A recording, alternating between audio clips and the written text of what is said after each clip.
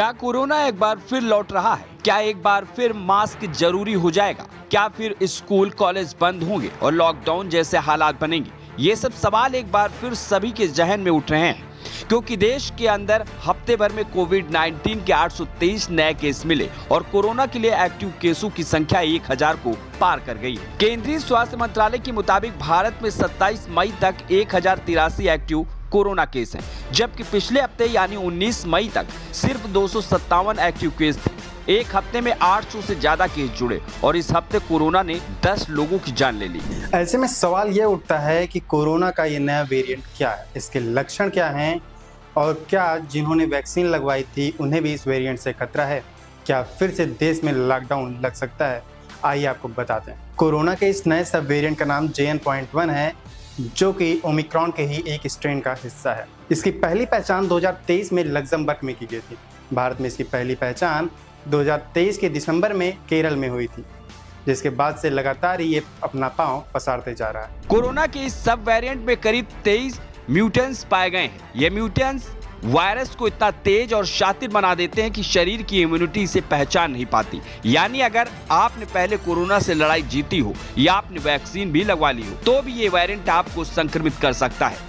ये mutation virus को हमारी प्राकृतिक सुरक्षा प्रणाली से बचने के लिए मदद करते हैं और यही वजह है कि JN.1 को लेकर वैज्ञानिक और स्वास्थ्य एजेंसियां लगातार नजर बनाए हुए हैं। बात करें इस वेरिएंट के लक्षण के बारे में तो इसके लक्षण काफी सामान्य हैं। सिर दर्द, बुखार, आंखों में जलन, सूखी खांसी, गले में खराश, नाक बहना या बंद होना, थकान, मांसपेशियों में दर्द, दस्त या उल्टी, ये सभी लक्षण JN.1 के संभावित संकेत हैं। कुछ मरीजों में स्वाद या गंध का चला जाना भी देखा गया। यानी ये लक्षण ठीक वैसे ही है जैसे पहले कोरोना की लहरों में थे, बस फर्क इतना है कि इस बार ये और ज्यादा गुप्त और भ्रमित करने वाले। कोरोना के इस नए वेरिएंट के लक्षण शुरू में वायरल फीवर जैसे लग सकते हैं और इसी भ्रम में बहुत से लोग इसकी जांच कराने नहीं जाते और फिर ये वायरस शरीर में धीरे धीरे फैलता जाता है। फिलहाल इस वेरिएंट से जुड़े मामले धीरे धीरे बढ़ रहे हैं, लेकिन इसकी गंभीरता रिपोर्ट बहुत कम है।